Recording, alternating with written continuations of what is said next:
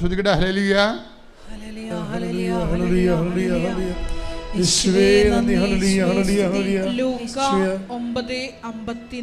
ഇത് ഈ വചനം ഒന്ന് ടിപ്പണിയിലേ ഉള്ളു, നേരിട്ട് ബൈബിളിലില്ല. അതിൻ്റെ നോട്ടിലാ ഉള്ളത്. ഇത് എന്താ പറയണത്? ഏത് വിധത്തിലുള്ള ആത്മാവാണ് നിങ്ങൾക്കുള്ളത് എന്ന് നിങ്ങൾ അറിയുന്നില്ല. ഇത് ഭയങ്കര അപകടമാണിത്. നമ്മൾ പ്രാർത്ഥിക്കുമ്പോഴൊക്കെ നമുക്ക് പറ്റുന്ന ഒരു അപകടം ഇവിടെയാണ്. ഈ പ്രാർത്ഥിക്കുന്ന പല പ്രാർത്ഥനകളും അത് തുടങ്ങുമ്പോൾ തന്നെ ഫേക്കായിട്ട് ബ്രാൻഡഡ് ആവും. എന്താ കാര്യം? മോശം അരൂപിയിൽ നിന്ന് ആ പ്രാർത്ഥന വരണത്.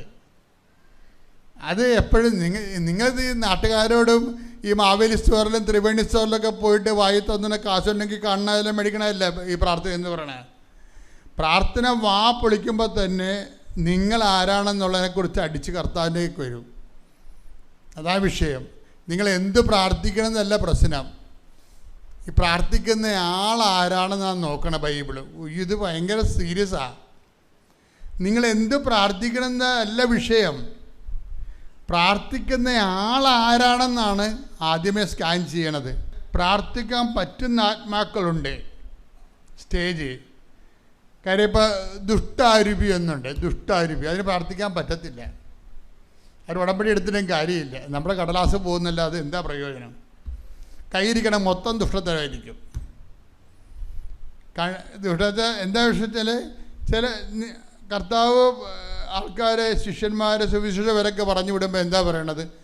ഇതാ ഞാൻ സർപ്പങ്ങളുടെയും തേളുകളുടെയും ശത്രുവിൻ്റെ സകല ശക്തികളുടെ മേൽ ചവിട്ടി നടക്കാൻ നിനക്ക് അധികാരം തരുന്നു. അപ്പോൾ സർപ്പങ്ങളുള്ള സ്വഭാവമുള്ള ആൾക്കാരുണ്ടാവും. സർപ്പത്തിൻ്റെ സ്വഭാവം ഞാൻ എപ്പോഴും നിങ്ങളോട് പറയണം. എന്താണ് കാര്യം? സർപ്പം വാ പൊളിച്ച ഒന്നെങ്കിൽ കൊത്തിയിരിക്കും അല്ലെങ്കിൽ വിഴുങ്ങിയിരിക്കും. രണ്ടേ നടക്കത്തുള്ളൂ. വേറെ ഒന്നും നടക്കത്തില്ല. ഒന്നെങ്കിൽ മറ്റുള്ളവനെ പറ്റിച്ചിരിക്കും, അല്ലെങ്കിൽ അവനെ ഉപദ്രവിച്ചിരിക്കും. എത്ര ഉടമ്പടി എടുത്ത് ഏത് സാക്ഷ്യം പറഞ്ഞാലും കയ്യിരിപ്പ് ദുഷ്ടത്തരമാണെന്നുണ്ടെങ്കിൽ ആ അരുവി ദുഷ്ടാത്മാവാണ്. അതെപ്പോഴും നിങ്ങൾ മനസ്സിലാക്കണം. നിങ്ങളെ വാട്ട് സ്പിരിറ്റ് ലീഡ്സ് യു. ദുഷ്ട അരൂപിയാണോ നിങ്ങളെ നയിക്കണത്? ദുഷ്ടാരൂപിയാണ് നയിക്കണമെന്ന് എങ്ങനെ അറിയാൻ പറ്റും? ദുഷ്ടാരൂപിയുടെ പ്രവർത്തന രീതികൾ എന്താണ്? കൊല്ലാനും നശിപ്പിക്കാനുമാണ് കള്ളൻ വരുന്നത്, അല്ലേ? അതാണ് വിഷയം. ഒന്ന് പറഞ്ഞേ. കൊല്ലാനും നശിപ്പിക്കാനുമാണ് കള്ളൻ വരുന്നത്. അപ്പൊ കള്ളൻ എന്ന് പറയുമ്പോൾ ഈ കള്ളനാണ് ഉടമ്പടി എടുത്തിരിക്കണമെന്നുണ്ടെങ്കിൽ ജോസഫച്ചനും പണിയാവും, കൃപാസത്തിനും പണിയാവും. എന്താണ്? കള്ളനാണ് ഉടമ്പടി കള്ളിയാണ് ഉടമ്പടി എടുത്തിരിക്കുന്നത്. അവരുടെ പരിപാടി എന്താണ്? കൊള്ളുക, നശിപ്പിക്കാൻ അവരുടെ പരിപാടി. ഇപ്പം മകൾ വന്ന് പറഞ്ഞ, അമ്മ അവിടെ ഭയങ്കര ഞെരുക്കമാണമ്മ, എനിക്കൊരു വിലയുമില്ലമ്മ. അവിടെ അമ്മ പറയും, അവനിങ്ങോട്ട് വരട്ടെ. എന്തിനാണെന്നറിയാവോ? അപ്പം അമ്മയുടെ കയ്യിൽ ദുഷ്ടത്തരമുണ്ട്. എന്താണ്? ഇവള് പറഞ്ഞിങ്ങനെ ഇവളൊരു പാഴ്ജന്മമാണ്, വീട്ടിൽ ഒരു പണിയും ചെയ്യത്തില്ല, ഇങ്ങനെ എന്നാ പഠിക്കത്തുമില്ല. ഇതെല്ലാം ഈ അമ്മയുമായിട്ട് ഭയങ്കര ഗുസ്തിയായിരുന്നു കല്യാണം കഴിക്കണവരെ. ഈ സാധനത്തിനാണ് പാക്ക് ചെയ്ത് വേറെ കുടുംബത്തിൽ ബോംബ് വെച്ചിരിക്കണ പോലെ പെമ്പിച്ചിരിക്കണത്, മിസൈൽ വിട്ടിരിക്കണ പോലെ വിട്ടിരിക്കണത്. ഈ സാധനത്തിന് ഒരു മിസൈലാണ് അവിടെ പോയി പൊട്ടിയിരിക്കണേ. അവിടെ പലരുടെയും മോന്തയില്ല ആ സാധനം. അപ്പം ഇവിടെ വന്നപ്പോൾ അമ്മ ഉടനെ ഇവളുടെ ഇത്രയും നാൾ അമ്മയുമായിട്ട് ഇടിയായിരുന്നു കെട്ടണവരെ. കെട്ടിക്കഴിഞ്ഞപ്പോൾ അവർക്ക് പണിയായി കഴിഞ്ഞപ്പോൾ ഇപ്പം അമ്മ ന്യൂട്രലായിട്ട് അവൻകിടെ വരട്ടതൊക്കെ പറഞ്ഞിട്ട് പിന്നെ അമ്മ എന്താ ചെയ്യണത്? അവൻ്റെ ആ വീട്ടിലുള്ള എല്ലാ നെഗറ്റീവും കളക്ട് ചെയ്യും. എന്നിട്ട് നിരന്തരം ഇവളോട് ഓരോ കാര്യങ്ങൾ പറഞ്ഞു കൊടുക്കും. നമുക്ക് പറ്റിയ അബദ്ധമാണ്. ഇപ്പം ചെറുക്കൻ അപ്പനെ കാണും എന്തുമാത്രം നമ്മൾ പ്രാർത്ഥിച്ചതാണ്, അതിനിപ്പോൾ എന്ത് പറ്റിയിടി? നമ്മുടെ മകളുടെ ജീവിതം എവിടെ തീർന്ന്? ഇവളാണ് അവിടെ പോയി തീർത്തിരിക്കണതേ. അപ്പം അപ്പനും പ്രശ്നമായി. അപ്പം എന്ത് പറ്റി? അതായത് വളരെ സൂചിക്കെടുക്കാവുന്നൊരു വിഷയമാണ്. അത് അമ്മ തൂമ്പാക്കെടുക്കുന്ന രീതിയിലാക്കിയിരിക്കുകയാണ്. ആരെ നശിപ്പിക്കണം ആ കുടുംബത്തെ. കള്ളിയാണ്. ഈ കള്ളി വന്ന് ഉടമ്പടി എടുക്കാൻ പാടില്ല. അതാണ് വിഷയം. കൊല്ലാനും നശിപ്പിക്കാനുമാണ്. ആ കുടുംബം നശിപ്പിക്കാൻ വന്നിരിക്കണേ. ഒരു കുടുംബത്തെ നശിപ്പിക്കാൻ നിങ്ങൾ തീരുമാനിച്ചാൽ ആ കുടുംബത്തിൻ്റെ എല്ലാ മോശക്കാര്യങ്ങളും നിങ്ങൾ ഇല്ലാത്തതൊക്കെ എല്ലാ അയൽവാസികളോടും നാത്തുവിനോടും അവരോടും ഇവരോടും അവരുടെ അകന്ന ബന്ധുക്കളൊക്കെ ഫോൺ കളക്ട് ചെയ്ത് വിളിച്ചുകൊണ്ട് ചോദിക്കും. എന്നിട്ട് ഓരോ കാര്യം ആ വീട്ടിൽ നടക്കണതെല്ലാം നിങ്ങൾ മൊബൈലെടുത്ത് അവിടെ ഇവിടെയൊക്കെ വിളിച്ച് പറയും. എന്നിട്ട് അവരുടെ ബന്ധുക്കൾക്ക് അവസാനം പേർക്ക് നിങ്ങൾ ആ കൊച്ചിനെ കൊണ്ടുവന്ന് കൊല്ലുകയാണ് അവിടെ ബന്ധുക്കൾ. അപ്പോൾ ഇവർ മനസ്സറിഞ്ഞ് കാണത്തില്ല. അവരുടെ ബന്ധുക്കളെ വിളിച്ച് പറഞ്ഞിരിക്കുകയാണ്. ചെറുക്കൻ്റെ ബന്ധുക്കളെ വിളിച്ചിട്ട് ചെറുക്കൻ്റെ ബന്ധുക്കൾ വന്ന് അവരുടെ വീട്ടിൽ ചോദിക്കുന്നത് എന്തൊക്കെയാണ് കേൾക്കണത്? എപ്പോഴും കഷ്ടമാണ്. നിങ്ങൾ ആ കുഞ്ഞിനെ ഇവിടെ നിർത്തത്തില്ലേ? നിങ്ങൾ അപ്പോഴെന്താണ് വിഷയം വന്നപ്പോഴെന്ത് പറ്റി? ഈ ചെറുക്കൻ്റെ വീട്ടുകാരൻ നിർത്താത്തത് കൊണ്ടാണ് അവളവിടെ പോയി നിൽക്കണമെന്നാണ് പറഞ്ഞത്. അതെല്ലാം സംഭവം. അമ്മ അവളുടെ ശമ്പളത്തിൽ കണ്ണ് വെച്ചിട്ട് അവളെ കൊണ്ട് വീട്ടിൽ നിർത്തിയിട്ട് വേല എടുപ്പിച്ച് തിന്നുകയാണ്. അതാണ് വിഷയം. അപ്പം അതിന് നേരെ മറിച്ചാണ് കൊടുത്തിരിക്കുന്നത്. അപ്പം കാശും പോയി, കല്യാണവും പോയി, കുടുംബവും പോയി, പിന്നെ എന്ത് പറ്റി? ചീത്തപ്പേരുമായി. ഒരു സാധനത്തെ കെട്ടിയപ്പോൾ ഉണ്ടായ കുഴപ്പമാണ് ഇതേ. ഇതാരുണ്ടാക്കിയതാണ്? ഈ പെണ്ണിനെ തള്ള ഉണ്ടാക്കിയ പ്രശ്നങ്ങളാണ്. ഇതാണ് നശിപ്പിക്കുകയെന്ന് പറയുന്നത്. കൊല്ലാനും നശിപ്പിക്കാനുമാണ് കള്ളൻ വരുന്നത്. ഇതാര് കള്ളിയാണ്? ഇവിടെ കുഴപ്പമെടുക്കാൻ പാടില്ല. ശരിക്കും പറഞ്ഞാൽ ഇവിടെ ഉടമ്പടി എടുത്തു കഴിഞ്ഞാൽ കൃപാസനത്തിനും പണിയാകും, ജോസഫച്ചനും പണിയാകും. എന്താ കാര്യം? ഈ സാധനത്തിൻ്റെ കാര്യം നടക്കത്തില്ല. കർത്താവ് ആളെ നോക്കി, നിങ്ങളെ വിഷയമല്ല നോക്കണത്, ആളെ നോക്കും. ആരാണ് ഈ ഉടമ്പടി എടുത്തിരിക്കണമെന്ന് നോക്കും. ആൾ പറ്റിപ്പാടാൻ നോക്കും. അതുകൊണ്ട് ഉടമ്പടിക്ക് മുമ്പേ ആദ്യം പറയുന്നൊരു സംഭവമുണ്ട്. എന്താണ്? അനുതപിക്കുക. അതാ വിഷയം. ഉടമ്പടി തന്നപ്പോൾ അമ്മ ആദ്യം പറഞ്ഞത് എന്താണ്? അനുതപിച്ചാൽ അനുഗ്രഹം പ്രാപിക്കും. അത് ബാക്കിയുള്ളത് അണ്ടർസ്റ്റുഡ് അല്ലേ? അനുതപിച്ചില്ലെങ്കിൽ ശാപം കിട്ടുമെന്നാണ് ഈ പറയണത്. അത് പറയത്തില്ല, വന്ന് മേടിച്ചാൽ മതി. മനസ്സിലായില്ലേ? അനുതപിച്ചാൽ ഒന്ന് പറഞ്ഞ് അനുതപിച്ചാൽ ശ്രദ്ധിക്കട്ടെ. ഹല്ലേലൂയ. യെശയ്യാ 1:19. യെശയ്യാ 1:19. അനുസരിക്കാൻ സന്നദ്ധരെങ്കിൽ നിങ്ങൾ ഐശ്വര്യം ആസ്വദിക്കും. അനുസരിക്കാതെ ധിക്കാരം തുടർന്നാൽ വാളിനിരയായി തീരും. അപ്പൊ പല ആൾക്കാരും ധിക്കാരത്തിലല്ലേ? ഉടമ്പടി 3 പുതുക്കിയിട്ടും അവരുടെ സ്വഭാവത്തിന് വല്ല മാറ്റം ഉണ്ടാവും. അവർക്ക് മിണ്ടാതിരിക്കേണ്ട ശത്രുക്കൾ ഇപ്പോഴും ഇല്ലേ? അവർ പാരയെ സൂചിയും വെക്കുന്ന എന്തുമാത്രം ആൾക്കാരാണുള്ളത്. അവർ 3 പുതുക്കിയും 4 പുതുക്കിയിട്ടും അനുതപിക്കാതിരിക്കാൻ തുടരുകയാണ്. അപ്പോൾ എന്താ സംഭവിക്കണത്? അനുതപിച്ചൊരു ഐശ്വര്യം പ്രാപിക്കും. അനുതപിച്ചില്ലെങ്കിൽ എന്ത് പറ്റും? ഉറപ്പല്ലേ ശാപം കിട്ടുമെന്നുള്ള കാര്യം. ഉടമ്പടി എടുത്ത് ശാപം മേടിക്കുകയാണ് സംഭവം. അപ്പം അതുകൊണ്ട് നിങ്ങൾക്ക് ദൈവം ഒരു അവസരം തന്നിരിക്കുകയാണ്. അനുതാപം എന്ന് പറയുന്നത് ഒരു അവസരമാണ്. പ്രത്യേകിച്ച് നോൻപ് കാലം. ഈ അവസരത്തിൻ്റെ അരുവി മനസ്സിലാക്കിയിട്ട് നിങ്ങൾ ഈ ആക്രാന്തം മൂത്ത് നിങ്ങൾ എഴുതി വെച്ചിരിക്കുന്ന കാര്യങ്ങൾ നേടാൻ വേണ്ടിയുള്ള പരിവേഷം കാണിക്കാതെ, മറിച്ച് ദൈവത്തിൻ്റെ അരുവി പ്രവർത്തിക്കുന്ന, ദൈവവുമായിട്ട് ഉടമ്പടി ചെയ്യാൻ കോമ്പറ്റൻ്റ് ആയിട്ടുള്ള ഒരു വ്യക്തിയായിട്ട് മാറാൻ വേണ്ടി പ്രാർത്ഥിക്കട്ടെ. ശ്രുതിക്കട്ടെ. ഹല്ലേലൂയ.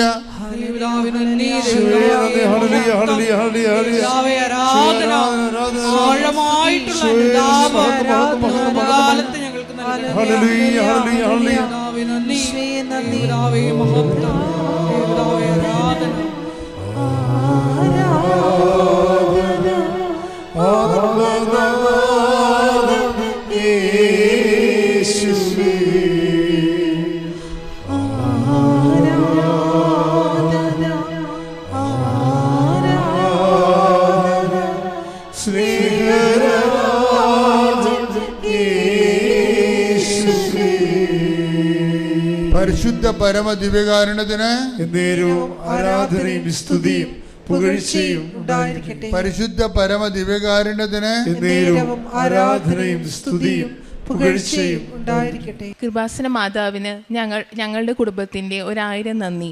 അമ്മയുടെ പ്രത്യക്ഷീണ സാക്ഷിയാക്കി ഞങ്ങളുടെ കുടുംബത്തെ ഉയർത്തിയതിന് 1000 ഞങ്ങൾ നന്ദി പറയുന്നു.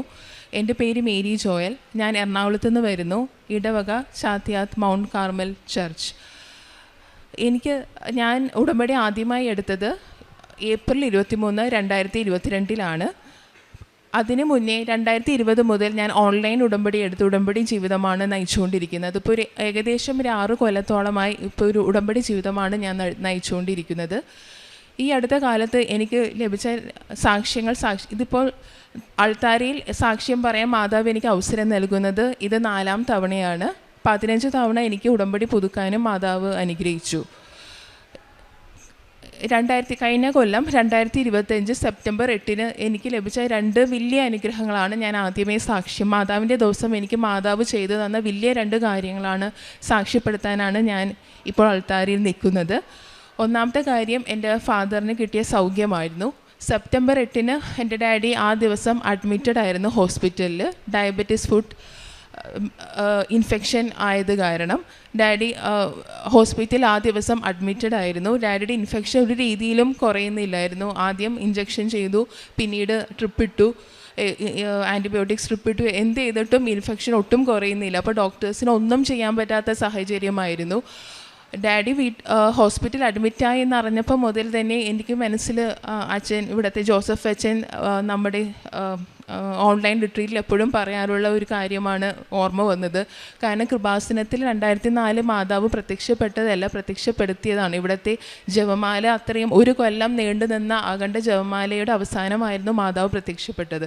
അപ്പോൾ എനിക്ക് ആ സമയത്ത് ആ പ്രസംഗമാണ് ഓർമ്മ വന്നത്. അപ്പോൾ എനിക്ക് മനസ്സിലായി ഡാഡിയുടെ കാലിൽ ഇൻഫെക്ഷൻ ഇത് കുറയുന്നില്ലെങ്കിൽ ഡോക്ടേഴ്സിനും ഒന്നും ചെയ്യാൻ പറ്റില്ല, കാര്യങ്ങൾ കൈവിട്ടു പോകുമെന്ന് എനിക്ക് മനസ്സിലായി. അപ്പോൾ ഇനി അവസാനത്തെ ഒരു ആയുധമായിട്ട് ഞാൻ തീരുമാനിച്ചു, എന്നാൽ ഇനി 1000 മണി ജപമാല ഞാൻ ഡാഡി അഡ്മിറ്റായ അന്ന് മുതൽ ഞാൻ ചൊല്ലാൻ തുടങ്ങി. ഡാഡിയുടെ അടുത്ത് നിന്ന് ബെഡിൻ്റെ അടുത്ത് ഇരുന്ന് ഡാഡിയുടെ കയ്യിൽ എൻ്റെ ഉടമ്പടി കാശുരൂപം വെച്ച് കൊടുത്ത് ഉടമ്പടി തൈലം ഡാഡിക്ക് പുരട്ടി കൊടുത്ത് ഞാൻ ഡാഡിയുടെ അടുത്ത്, ഞാനായിരുന്നു ബൈസ്റ്റാൻഡർ, ഞാൻ ഡാഡിയുടെ അടുത്തിരുന്ന് 1000 മണി ജപമാല ചൊല്ലാൻ തുടങ്ങി. അങ്ങനെ 4 ദിവസം കണ്ടിന്യൂസ്ലി ചൊല്ലി.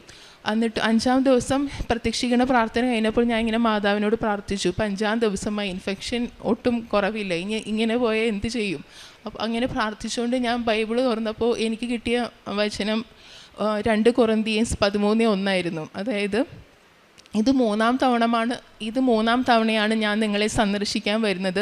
2 or 3 പേരുടെ മൊഴിയിൽ ഏതു കാര്യം സ്ഥിരീകരിക്കപ്പെടേണ്ടിയിരിക്കുന്നു എന്നുള്ള വചനമാണ് കിട്ടിയത്. എനിക്കപ്പോൾ തന്നെ എനിക്ക് ആ വചനത്തിൻ്റെ അർത്ഥം മനസ്സിലായി. കാരണം എൻ്റെ ഫാദറിന് ഇങ്ങനെ ഡയബറ്റീസ് ഫുഡ് ഇൻഫെക്ഷൻ വരുന്നത് 3ാം തവണയാണ്. ആദ്യത്തെ 2 തവണയും മരുന്ന് കൊണ്ടും ഇഞ്ചക്ഷൻ കൊണ്ടും ശരിയായി. ഇത് 3ാം തവണയാണ് ഇതിങ്ങനെ ക്രിട്ടിക്കൽ ആവുന്നതും ആശുപത്രി അഡ്മിറ്റ് ആവുന്നതും ഒരു രീതിയിലും ഇൻഫെക്ഷൻ കുറയാതെ ഇരിക്കുന്ന ഒരവസ്ഥ വന്നത്. അപ്പോൾ എനിക്ക് മനസ്സിലായി മാതാവ് ഈ കാര്യത്തിൽ ഇടപെട്ടു എന്ന്. അപ്പോൾ അതിനുശേഷം ഞാനന്ന് ഹോസ്പിറ്റലിൽ വരികയും മമ്മിയോട് ഈ കാര്യം പറയും. അതോടൊപ്പം തന്നെ എൻ്റെ ഒരു കസിൻ ടീന എന്ന് പറഞ്ഞ ഒരു 3rd കസിൻ, എൻ്റെ ഒരു കസിൻ അന്ന് എനിക്കൊരു സാക്ഷ്യം അയച്ചിരുന്നു. ഇതുപോലെ കാല് മൊത്തം ഇൻഫെക്ഷനായി, കാല് മൊത്തം തൊലിയെല്ലാം പോയ ഒരാളുടെ സാക്ഷ്യം എനിക്ക് അയച്ചു തന്നിരുന്നു. അത് സൗഖ്യപ്പെട്ട സാക്ഷ്യം അയച്ചു. അത് ഞാൻ എൻ്റെ മമ്മിയോട് ആ സമയം ഹോസ്പിറ്റൽ റൂമിൽ നിന്ന് പറഞ്ഞ സമയത്ത് അതിനുശേഷം എൻ്റെ ഫാദർ ഇങ്ങനെ പറഞ്ഞു, എൻ്റെ കാലയിൽ ഇപ്പോൾ ആരോ തൊടുന്നത് പോലെ തോന്നുന്നു. 5 തവണ ഡാഡിയുടെ കാലയിൽ ആരോ ഇങ്ങനെ തഴുകുന്ന പോലെ, ആ പ്രശ്നമുള്ള കാലം ആരോ തഴുകുന്നത് പോലെ 5 തവണ അനുഭവപ്പെട്ടു എന്ന് ഡാഡി പറഞ്ഞു. അപ്പോൾ തന്നെ ഞാനും മമ്മിയും ഉണ്ടായിരുന്നു. ഞങ്ങൾ 2 പേരും ഒരുമിച്ച് നിന്ന് വിശ്വാസ പ്രമാണം ചൊല്ലി പ്രാർത്ഥിച്ചു. ഈ ഒരു അനുഭവത്തിന് ശേഷം ഹോസ്പിറ്റൽ പിന്നീട് അവർ ബ്ലഡ് ചെക്ക് ചെയ്തപ്പോൾ ഡാഡിയുടെ ഇൻഫെക്ഷൻ നന്നായിട്ട് കുറഞ്ഞു എന്നുള്ള റിസൾട്ടാണ് നമുക്ക് കിട്ടിയത്. അതുവരെ ഒരു രീതിയിലും ഇൻഫെക്ഷൻ കുറയുന്നില്ലായിരുന്നു. ഈ ഒരു അനുഭവത്തിന് ശേഷം ഇൻഫെക്ഷൻ നന്നായിട്ട് കുറയുകയും ബാക്കിയുള്ള പ്രൊസീജിയേഴ്സ് അവർക്ക് ചെയ്യാൻ സാധിക്കുകയും ചെയ്തു. ഞാനപ്പോൾ മാതാവിൻ്റെ അടുത്ത് പ്രത്യേകം പ്രാർത്ഥിച്ചത്, ഡാഡി ആണെങ്കിൽ ചെറുപ്പം മുതലേ മുടങ്ങാതെ ദിവ്യബലിക്ക് പോകുന്ന ഒരു വ്യക്തിയാണ്. ഇങ്ങനെ ഇൻഫെക്ഷൻ വന്ന് കാലയിലെ വിരലൊക്കെ പോയ ഡാഡിക്ക് പിന്നെ ഓൾറെഡി ഒരു വിരൽ ഗാൻഗ്രീനായി പോയി, ബാക്കിയുള്ള വിരലും കൂടി നഷ്ടപ്പെട്ടു പോയ ഡാഡിക്ക് നടന്നു പോയി പള്ളിയിൽ വിസ്തുർബാനയ്ക്ക് പോവുകയോ വീട്ടിൽ തന്നെ ഇരുന്ന് പോകേണ്ട ഒരു അവസ്ഥ വരും. അങ്ങനെ ഒരു അവസ്ഥ ഡാഡിക്ക് വരല്ലേ എന്ന് നിയോഗമാണ് ഞാൻ മുട്ടിപ്പായി പ്രാർത്ഥിച്ചത്. അത് മാതാവ് ആ പ്രാർത്ഥന കേൾക്കുകയും ഡാഡിക്ക് സൗഖ്യം കൊടുക്കുകയും ഇപ്പോൾ പ്രൊസീജിയറൊക്കെ കഴിഞ്ഞ് 6 മാസം ഡോക്ടർ റെസ്റ്റ് എടുക്കാൻ പറഞ്ഞുവെങ്കിലും 3 മാസം കഴിഞ്ഞപ്പോൾ തന്നെ ഞാൻ ഡാഡിയോട് പറഞ്ഞു നമുക്ക് ഞായറാഴ്ച വിശുദ്ധ കുർബാനയ്ക്ക് പോകാം. ഡോക്ടർ ഒട്ടും പുറത്ത് പോകണ്ടെന്നാണ് പറഞ്ഞത്, എങ്കിലും ഞാൻ ഡാഡിക്ക് കോൺഫിഡൻസ് കൊടുക്കും, ഇൻഫെക്ഷനൊന്നും ആവില്ല, നമുക്ക് കുർബാനയ്ക്ക് പോവാം. അങ്ങനെ ഡാഡിയായിട്ട് ഞാൻ വിശുദ്ധ കുർബാനയ്ക്ക് ദിവ്യകാരുണ്യം സ്വീകരിക്കാൻ ഡാഡിയെ പ്രത്യേകം കൊണ്ടുപോവുകയും അതോടൊപ്പം തന്നെ ഇവിടെ ഡിസംബർ 7 മാതാവിൻ്റെ പ്രത്യക്ഷീകരണത്തിൻ്റെ ദിവസം നമ്മൾ അന്നൊന്നും ഡാഡിയുടെ കാല് ശരിക്കും ഉണങ്ങിയിട്ടില്ലായിരുന്നു ആ പ്രൊസീജിയർ കഴിഞ്ഞിട്ട്. പക്ഷേ എന്നാലും നമുക്ക് മാതാവിലുള്ള വിശ്വാസം കാരണം നമ്മളെല്ലാവരും കുടുംബത്തോടെ വരികയും ഡാഡിയും ക്യൂവിൽ 5.5 മണിക്കൂർ ക്യൂ നിന്ന് മാതാവിനെ മുത്തി നമ്മൾ പ്രാർത്ഥിച്ചിട്ട് പോവുകയും ചെയ്തു. ഇപ്പോൾ ഡാഡിയുടെ കാല് പൂർണ്ണമായിട്ടും സൗഖ്യമായി. ഡാഡി ഇപ്പോൾ വളരെ നോർമലായി എല്ലാ ദിവസവും വിശുദ്ധ കുർബാനയ്ക്ക് ഒരു അരമണിക്കൂറോളം നടന്നാണ് പോകുന്നത്. യാതൊരു കുഴപ്പവുമില്ല. മാതാവിന് 1000 നന്ദി പറയുന്നു.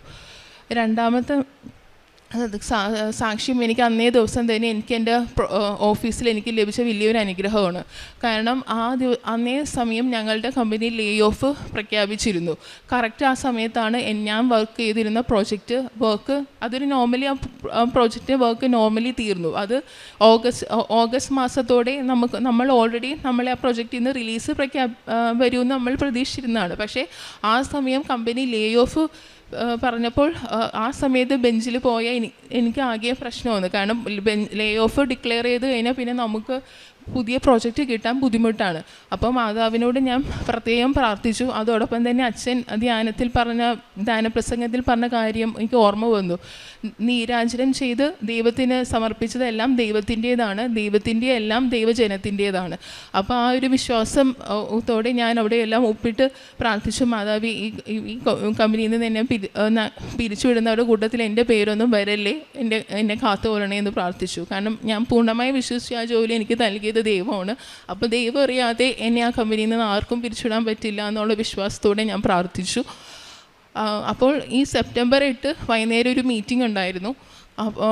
പൊതുവെ ആ സമയത്ത് മീറ്റിംഗ് ഉണ്ടാവാറില്ല. എന്തുകൊണ്ടാണ് ആ മീറ്റിംഗ് വിളിച്ചതെന്ന് എനിക്ക് അപ്പോൾ അറിഞ്ഞുകൂടായിരുന്നു. അപ്പോൾ ആ മീറ്റിങ്ങിൽ കുറച്ച് പേരെ മാത്രം വിളിച്ചിട്ട് ബാക്കിയുള്ളവർ പൊയ്ക്കോന്ന് പറഞ്ഞു. ആ മീറ്റിങ്ങിൽ നിന്ന് പൊയ്ക്കോളാമെന്ന് പറഞ്ഞു. അപ്പം ഓൺലൈൻ മീറ്റിംഗ് ആയിരുന്നു. അപ്പം ഞാൻ വിചാരിച്ചു ഞങ്ങൾ പ്രൊജക്റ്റിൽ നിന്ന് കാരണം ഓൾറെഡി വർക്കൊക്കെ തീർന്നിരിക്കുകയാണല്ലോ, പ്രൊജക്റ്റിൽ നിന്ന് റിലീസ് ചെയ്യുമായിരിക്കും എന്ന് വിചാരിച്ച് ഇനി എന്തായാലും എന്തുപോലും വരട്ടെ എന്ന് വിചാരിച്ചു. പക്ഷേ നമുക്ക് ആ സെലക്ട് ചെയ്ത ആൾക്കാരെ മാത്രം ഒരു സേഫ് റോളിലോട്ട് അവർ മാറ്റി. അതെന്തുകൊണ്ടാണെന്ന് എനിക്കിപ്പോഴും അറിഞ്ഞുകൂടാ. കാരണം ആ മാനേജർ ഞാനുമായിട്ട് യാതൊരുവിധ പരിചയമില്ല. പുള്ളിയാണെങ്കിൽ വേറൊരു ലൊക്കേഷനിലുള്ള ഒരാളുമായിരുന്നു.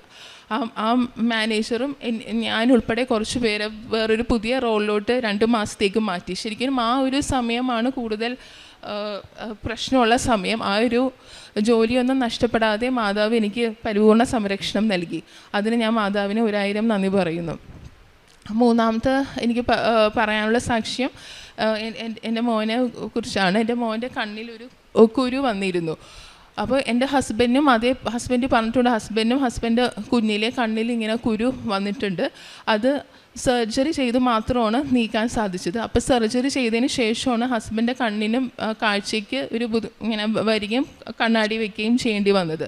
അപ്പോൾ ഹസ്ബൻഡ് ഭയങ്കര ടെൻഷനായിരുന്നു, ഇത് അതേപോലത്തെ കുരുവാണെങ്കിൽ മോനും കണ്ണാടി വെക്കേണ്ടി വരും. അപ്പോൾ നമ്മൾ ഹസ്ബൻഡ് മോനെ ഡോക്ടറിൻ്റെ അടുത്ത് കൊണ്ടുപോയി. അപ്പോൾ ഡോക്ടറും ഇത് തന്നെ കൺഫേം ചെയ്തു. അങ്ങനെ 2 ആഴ്ച കഴിഞ്ഞ് വരാൻ പറഞ്ഞു. അപ്പോൾ ഞാൻ 2 ആഴ്ച സമയം ഉടമ്പടി തൈലം പുരട്ടി പ്രാർത്ഥിച്ചു. ഈ ഓപ്പറേഷൻ കൂടാതെ തന്നെ മോൻ്റെ കണ്ണിൽ കുരു മാറ്റി തരണേന്ന് പ്രാർത്ഥിച്ചു. അത് വെള്ളിയാഴ്ച, അപ്പോൾ ശനിയാഴ്ചയാണ് പോകണമെങ്കിൽ വെള്ളിയാഴ്ച വരെ ആ കുരുവിന് യാതൊരു മാറ്റവും ഉണ്ടായിരുന്നില്ല. അപ്പോൾ എൻ്റെ മനസ്സിൽ ഇങ്ങനെ തോന്നി, ശനിയാഴ്ച ദിവസങ്ങളിലാണ് ഞാൻ ആ സമയത്തെല്ലാം പൊതുവെ 1000 മണി ജപമാല ചെല്ലാറ്. അപ്പോൾ ഡോക്ടറിൻ്റെ അപ്പോയിൻമെൻറ്റ് വൈകുന്നേരത്തേക്ക് ആക്കിയിട്ട് രാവിലെ 1000 മണി ജപമാല ചെല്ലാൻ മനസ്സിലൊരു പ്രേരണ തോന്നി. അത് പ്രകാരം ഞാൻ സാറ്റർഡേ രാവിലെ 1000 മണി ജപമാല ചൊല്ലി. അതിന് ശേഷം ഡോക്ടറിൻ്റെ അടുത്ത് മകനെ കൊണ്ടുപോയി. അപ്പോൾ ഡോക്ടർ ഫുൾ ചെക്കപ്പ് ചെയ്തിട്ട് പറഞ്ഞു ആ കുരു അവിടെ കണ്ണിലില്ല, ഇനി ഓപ്പറേഷൻ ചെയ്യേണ്ട ആവശ്യമില്ല എന്ന് പറഞ്ഞു. അത് കേട്ടപ്പോൾ എൻ്റെ മോന് തന്നെ ആദ്യം വിശ്വസിക്കാൻ കഴിഞ്ഞില്ല. കാരണം അത്രയും നേരം അവന് ടച്ച് ചെയ്ത് നോക്കുമ്പോൾ അവിടെ ഒരു കുരു ഉള്ള പോലെ അവന് തോന്നിയിരുന്നു. പക്ഷേ ഡോക്ടർ നന്നായിട്ട് ചെക്കപ്പ് ചെയ്ത് പറഞ്ഞു ആ കുരു ഇപ്പോൾ ഇല്ല, മോന് ഇനി ഓപ്പറേഷൻ്റെ ഒന്നും ഒരു ആവശ്യമില്ല എന്ന് പറഞ്ഞു. അതിന് മാതാവിന് 1000 നന്ദി പറയുന്നു. ഇനി അടുത്ത സാക്ഷ്യം എനിക്ക് പറയാനുള്ളത്, എനിക്കൊരു വണ്ടി വിൽക്കാനുണ്ടായിരുന്നു. ആ വണ്ടി ഞാൻ ഒരു 6 മാസത്തോളം ഞാൻ വിൽക്കാൻ ശ്രമിച്ചു.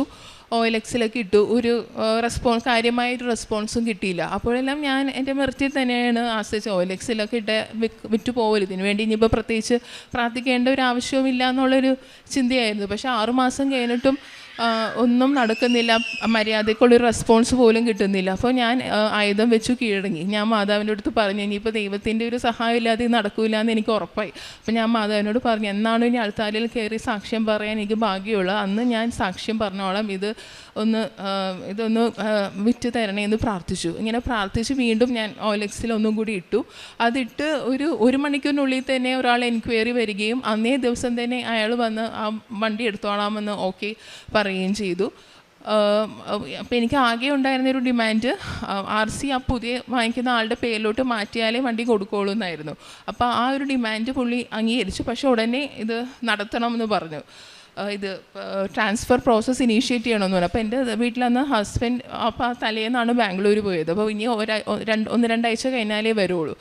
അപ്പോൾ എനിക്ക് ആ സമയത്ത് ഇതിൻ്റെ RC ഓണർ ഞാനായിരുന്നെങ്കിലും എനിക്ക് ഇതിൻ്റെ പ്രൊസീജിയേഴ്സൊന്നും അന്ന് അത്ര വശമില്ലായിരുന്നു. അപ്പോൾ എന്ത് ചെയ്യണമെന്ന് ആകെ കൺഫ്യൂഷനായിരുന്നു. പലരോടും അഭിപ്രായം ചെയ്തപ്പോൾ ചിലർ അഗ്രിമെൻറ്റ് എഴുതി ചെയ്യാം, ചിലർ പറഞ്ഞു ആ പ്രോസസ്സൊക്കെ മാറി എന്നൊക്കെ പറഞ്ഞു. അപ്പോൾ ഞാനെപ്പോഴും സംശയമുള്ളപ്പോൾ എപ്പോഴും ബൈബിളാണ് തുറക്കുന്നത്. ബൈബിൾ തുറന്ന് നോക്കി. ഇപ്പോൾ ജെറമിയ 32:14 എന്ന വചനമാണ് എനിക്ക് കിട്ടിയത്. ആധാരം എഴുതി ആധാരത്തിൻ്റെ പകർപ്പും ഏറെ നാൾ സൂക്ഷിക്കുന്നതിന് വേണ്ടി ഒരു മൺകലത്തിൽ വെച്ച് സൂക്ഷിക്കുക എന്നുള്ളൊരു വചനമാണ്. അപ്പോൾ ആധാരം എന്നുള്ളൊരു വാക്ക് കണ്ടപ്പോൾ സത്യം പറഞ്ഞാൽ ഞാൻ ഞെട്ടിപ്പോയി. ഞാൻ പണ്ടും ഈ വചനം വായിച്ചിട്ടുണ്ടെങ്കിലും നമ്മുടെ ജീവിതമായിട്ട് ആ സമയത്ത് അപ്പോൾ ബന്ധമില്ല. ഇപ്പോൾ നമ്മൾ എന്ത് ചെയ്യേണ്ടെന്ന് ചോദിച്ചപ്പോൾ ആധാരം എഴുതി സൂക്ഷിക്കുക എന്നുള്ള വചനം കിട്ടിയപ്പോൾ എനിക്കത് മനസ്സിലായി, ദൈവം മുന്നോട്ട് പോകൂ എന്നാണ് പറയുന്നതെന്ന് എനിക്ക് മനസ്സിലായി. അങ്ങനെ അത് മുന്നോട്ട് പോവുകയും ആ കാര്യം വളരെ ഭംഗിയായിട്ട് ദൈവം നടത്തി തരികയും ചെയ്തു. സമയബന്ധിതമായി തന്നെ ഒരാഴ്ചക്കുള്ളിൽ തന്നെ പുതിയ RC ഓണറിന് പേര് മാറി കിട്ടുകയും അത് മുന്നോട്ട് പോവുകയും ചെയ്തു. ഇത് പിന്നെ ഇനിയും പിന്നെ ഞാൻ ഇപ്പോൾ എല്ലാ മാസവും ഞാനിവിടെ കൃപാസന പത്രം വാങ്ങി എല്ലാവർക്കും കൊടുക്കാറുണ്ട്. എല്ലാ ഭാഷയിലുമുള്ള പത്രം ഞാൻ വാങ്ങിക്കാറുണ്ട്, മലയാളം, ഇംഗ്ലീഷ്, ഹിന്ദി. പിന്നെ ചിലപ്പോഴും ഹിന്ദിക്കാർക്ക് പത്രം കൊടുക്കുമ്പോൾ അവർക്ക് ഹിന്ദി വായിക്കാൻ അറിഞ്ഞൂടെ, ബംഗാളി മാത്രമേ വായിക്കാൻ പറ്റുള്ളൂ എന്ന് പറഞ്ഞത് കാരണം പിന്നെ ഞാൻ ഇവിടെ നിന്ന് ബംഗാളി പത്രങ്ങൾ വാങ്ങിക്കുകയും ബംഗാളികളെ കാണുമ്പോൾ അത് കൊടുക്കുകയും ചെയ്യും. ഞാനെപ്പോഴും പല ഭാഷകളുള്ള പത്രങ്ങൾ എപ്പോഴും കയ്യിൽ വയ്ക്കും, കാരണം എപ്പോഴാണ് ആൾക്കാരെ കാണുന്നത്. പല ഭാഷയുള്ള ആൾക്കാരെ എപ്പോഴും നമ്മൾ കാണില്ലല്ലോ. കാണുമ്പോൾ മാതാവിനെ പറ്റി പറഞ്ഞ് എക്സ്പ്ലെയിൻ ചെയ്ത് കൊടുത്ത് അവർക്ക് വായിക്കാൻ പറ്റുന്ന ഭാഷയിൽ പത്രം കൊടുക്കാറുണ്ട്. അതോടൊപ്പം തന്നെ നമുക്കൊരു വാട്സാപ്പ് ഗ്രൂപ്പ് നമ്മൾ ഫോം ചെയ്തിട്ടുണ്ട്. അത് കൃപാസനമായിട്ട് ബന്ധമുള്ള എല്ലാവരും ചേർന്നൊരു വാട്സാപ്പ് ഗ്രൂപ്പാണ്. എല്ലാ ശനിയാഴ്ചയും നമ്മൾ അതിൽ 1000 മണി ജപമാല നമ്മളെല്ലാവരും ഒരുമിച്ച് ചെല്ലുകയും മാസത്തിലൊരിക്കലും നമ്മൾ ഒരു മാനസിക ഒരു നോൺ ക്രിസ്ത്യൻ ഒരു സ്ഥാപനമുണ്ട്, അവിടെ ചെന്ന് മാനസിക രോഗികൾക്ക് ഭക്ഷണം കൊടുക്കുകയും കൂടാതെ അവിടെ ഇരുന്ന് നമ്മൾ ജപമാല ചൊല്ലി പ്രാർത്ഥിക്കുകയും ചെയ്യാറുണ്ട്. ആദ്യം നമ്മൾ അവിടെ ഭക്ഷണം ഞാനും കൃപാസനത്തിൽ ഉടമ്പെടുത്ത് വേറൊരു ആൻറ്റിയും കൂടി ഫുഡ് കൊടുക്കാൻ പോകുമ്പോൾ നമ്മൾ ഫുഡ് ആദ്യം വിളമ്പി കൊടുത്തിട്ടാണ് പോവാറ്. പിന്നെ എനിക്ക് തന്നെ അത് തോന്നി, ഇങ്ങനെ ചെയ്താൽ നമ്മുടെ കൃപാസനത്തിൻ്റെ കാര്യപ്രവൃത്തി ആവുമല്ലോ. അച്ഛൻ പറയാറുണ്ടല്ലോ, ദൈവത്തെ മഹത്വപ്പെടുത്തി ചെയ്താലേ ആവുള്ളൂ. പിന്നീടാണ് നമ്മൾ ഇങ്ങനെ അവിടെ വരാന്തിയിൽ നിന്ന് ജപമാല ചൊല്ലാൻ ഉള്ള പെർമിഷൻ ആ മേലധികാരിയോട് ചോദിക്കുകയും അവർ സമ്മതിക്കുകയും നമ്മൾ എല്ലാ മാസവും ഈ ഫുഡ് കൊടുത്തതിന് ശേഷം ആദ്യം വരാന്തിയിൽ നിന്ന് ജപമാല ചൊല്ലാൻ തുടങ്ങി. അതിന് ശേഷം പിന്നെ മാറി വന്ന മേലധികാരി നമുക്ക് വേണ്ടി ഒരു മുറി സജ്ജീകരിച്ചു തന്നു, സർവ്വമത പ്രാർത്ഥനാലയം പോലെ. അവിടെ മാതാവിൻ്റെ ഈശോയുടെയൊക്കെ രൂപം വെച്ചൊരു മുറി സജ്ജീകരിച്ചു തന്നു. നമ്മളപ്പോൾ ഫുഡ് കൊടുത്തതിന് ശേഷം ഇപ്പോൾ മാനസിക രോഗികളും നമ്മുടെ കൂടെ വന്നിരുന്ന് കൊന്ത ചെല്ലാറുണ്ട്. അതോടൊപ്പം തന്നെ ഈ കൃപാസനത്തിൽ ഉടമ്പെടുത്തതിന് ശേഷമാണ് ഇങ്ങനെ ഗവൺമെൻറ് ഹോസ്പിറ്റലൊക്കെ വിസിറ്റ് ചെയ്യണമെന്ന് അച്ഛൻ പറയുമ്പോഴാണ് ഞാൻ അതിനെക്കുറിച്ചൊക്കെ ചിന്തിച്ചു തുടങ്ങിയത്. അങ്ങനെ നമ്മുടെ ഗവൺമെൻറ് ആശുപത്രിയിൽ പോവുകയും ആദ്യമൊക്കെ എന്ത് ചെയ്യണമെന്ന് യാതൊരു ഐഡിയ ഇല്ല. കാരണം ആദ്യമായിട്ടാണ് ഒരു ഗവൺമെൻറ് ആശുപത്രിയിൽ ചെല്ലുന്നത്. അപ്പോൾ തന്നെ മനസ്സിൽ തോന്നി ക്യാൻസർ പേഷ്യൻസിൻ്റെ വാർഡിൽ പോകാം. അങ്ങനെ ക്യാൻസർ പേഷ്യൻസിനെ കണ്ട് വേണ്ട സഹായം കൊടുക്കുകയും അങ്ങനെ തുടങ്ങി. പിന്നീട് കാരുണ്യ പ്രവൃത്തി മാത്രമല്ല, ഈ ഓരോ തവണയും നമ്മൾ ഗവൺമെൻറ് ആശുപത്രിയിൽ പോയി ക്യാൻസർ പേഷ്യൻസിനെ കാണുമ്പോൾ അവർക്ക് കാരുണ്യ പ്രവൃത്തി മാത്രമായിട്ടല്ല, എനിക്കതൊരു പ്രേക്ഷിത പ്രവർത്തനമായിട്ടും കൂടിയാണ് തോന്നുന്നത്. കാരണം മിക്ക ക്യാൻസർ പേഷ്യൻസും അസുഖമെല്ലാം വന്ന് അവരുടെ ഹോപ്പ് എല്ലാം പോയി ഇരിക്കുകയായിരിക്കും. നമുക്ക് മാതാവിന് ഈശോയെ പറ്റി പറയാനും അതോടൊപ്പം തന്നെ അവർക്ക് ഉടമ്പടി എടുത്തവരും ആ കൂട്ടത്തിലുണ്ടാവും. അവർക്ക് ആ ഉടമ്പടി എങ്ങനെ ചെയ്യാം എന്ന് പറഞ്ഞു കൊടുക്കാനും അവർക്ക് കൂടുതൽ പ്രതീക്ഷ കൊടുക്കാനും സാധിക്കാറുണ്ട്. ഞങ്ങൾ ഇനിയും ഉടമ്പടിയിൽ തന്നെ ഉറച്ചു നിൽക്കാനും ജീവിതകാലം മൊത്തം ഉടമ്പടി ജീവിതത്തിൽ നിൽക്കാനും മാതാവിനോട് അനുഗ്രഹം ചോദിച്ചുകൊണ്ട് നിർത്തുന്നു. നന്ദി. മാതാവിനും ഈശോയ്ക്കും 1000 നന്ദി.